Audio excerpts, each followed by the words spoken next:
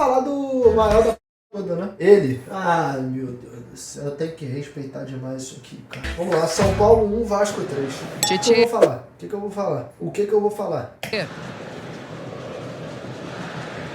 Hugo Moura, Paulo Henrique, o passe bonito atrás com o Ryan. O Verratti é a opção por dentro. O garoto levou na jogada individual, bateu pro gol!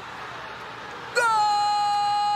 Aí, primeiro, já vou chegar carteirando. Paulo de todos vocês leigos, que quando eu fiz o modo carreira, 1 ano e meio atrás, o Ryan tava subindo da base pro profissional e eu contratei o Ryan, vocês falaram, não, mas ele é bagre, que sei lá. E o Remo, eu não vou falar mais nada, tá? Segundo ponto, o Vasco vai vender esse moleque. E isso aí eu já tô aceitando, porque não tem muito pra onde correr. Tá? O Vasco precisa de dinheiro e eu entendo isso e é um negócio que é inevitável, beleza, boa. Só tem um ponto pra mim, o Vasco não pode doar. O Vasco tem que vender pelo maior valor possível. Ah, Renato, mas aí se não chegar ao maior valor, a gente precisa vender nessa janela. Não, dá um jeito, pô. Faz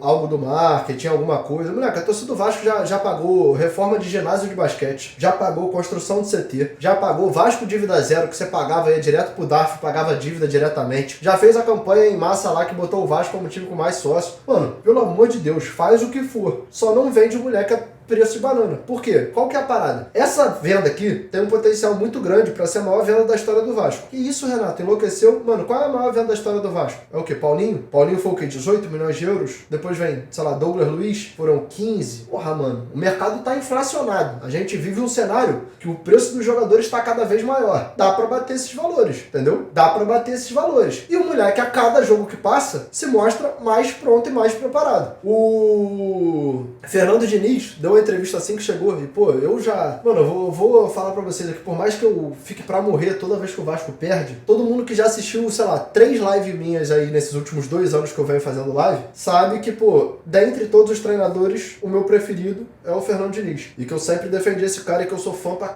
dele e que se ele não der certo no Vasco eu vou estar convicto de que o problema não é treinador, porque, porra, esse cara é um cara que tem modelo de jogo, ele tem uma filosofia, ele consegue ter o grupo na mão, e eu acho que o entendimento dele acerca de futebol brasileiro vai muito do que eu acredito que é o que a gente precisa, a nível não só de clube, mas a nível de futebol, de seleção também, pra voltar ao rumo, por mais que a passagem dele não tenha sido maneira na seleção, eu acho que ele é um treinador foda. De início, a primeira coisa que ele fez quando chegou foi fazer um apelo público, né? Com certeza ele já fez esse apelo para a diretoria, mas ele fez um apelo público. Ele foi na coletiva e falou: peço que não vendam esse jogador. Se a gente vender agora, a gente vai se arrepender por não vender por muito mais daqui a pouco. É um jogador que tem um potencial acima da média. E eu falava essa parada aqui. Às vezes, ele subia, que o Vasco normalmente oscila, né? Volta, vai profissional, aí volta, joga um jogo na base, aí vai profissional. E ele subia profissional, não conseguia performar tanto, e eu vi um monte de torcedor do Vasco criticando. E aí, cara, a gente tem que sempre ter em mente, o caminho que o Vasco faz é errado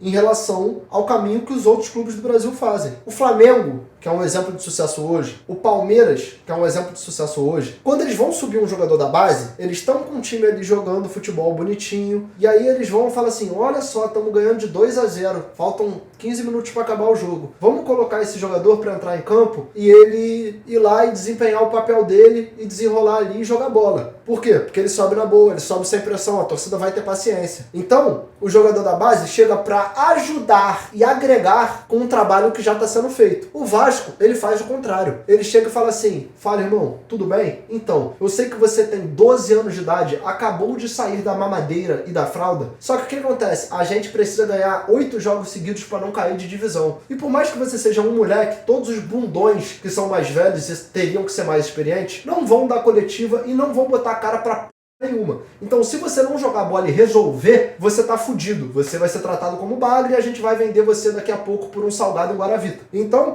é um bagulho muito complicado que eu vejo acontecer com o Vasco nos últimos anos e eu peço encarecidamente: ah, Renato, quem é você? Você é só mais um torcedor. Concordo. Não sou nada perto da torcida do Vasco. Agora, eu sei que tem um público, considerável que me acompanha. Não queimem esses jogadores, velho. Não queimem esses jogadores. E o Ryan é um. Todas as categorias de seleção de base presente.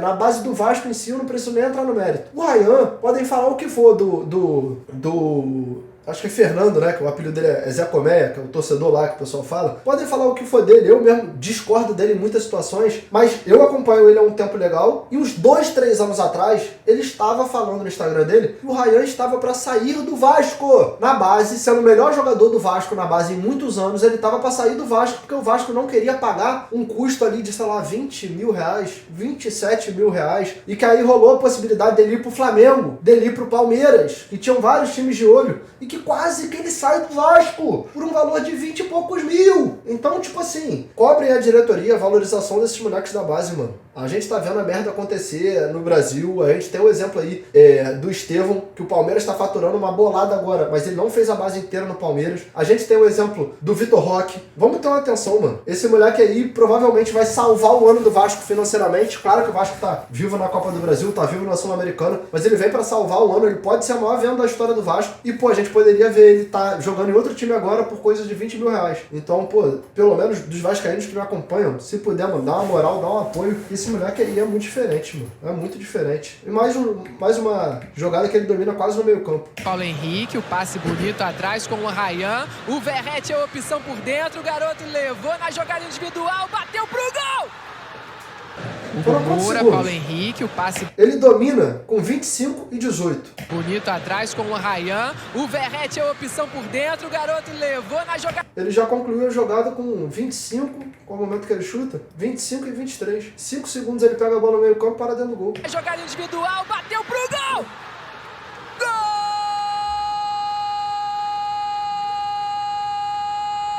Bola no Paulo Henrique. Do Vasco!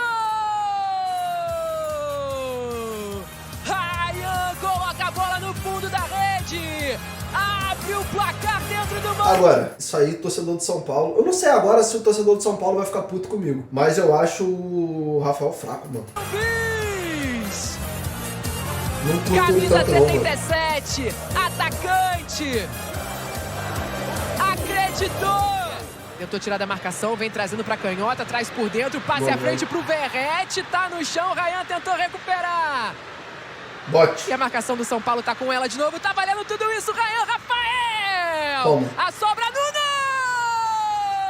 A defesa do São Paulo também batendo cabeça, mano.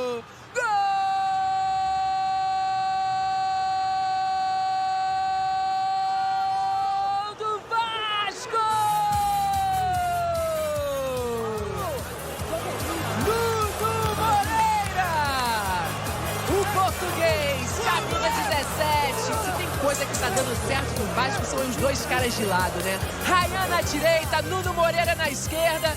O Verratti tentou cavar um pênalti dentro da área ali no lance.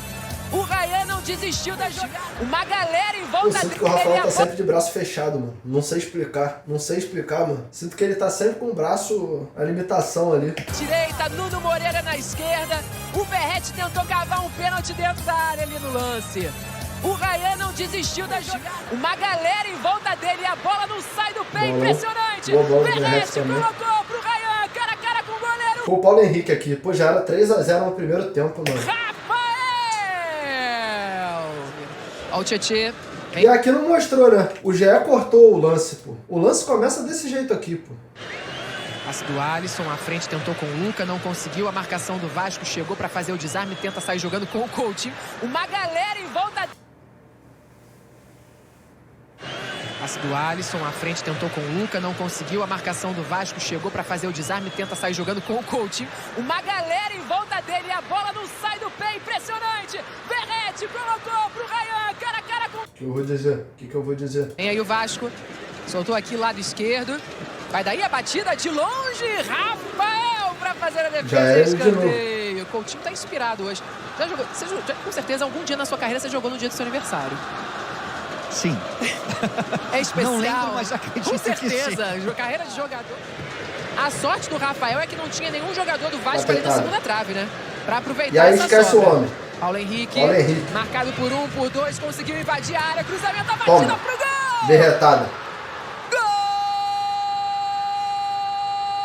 E mais um com o pé, né? Do Vasco! É gol do Pirata! É gol do Verratti! É gol de artilheiro!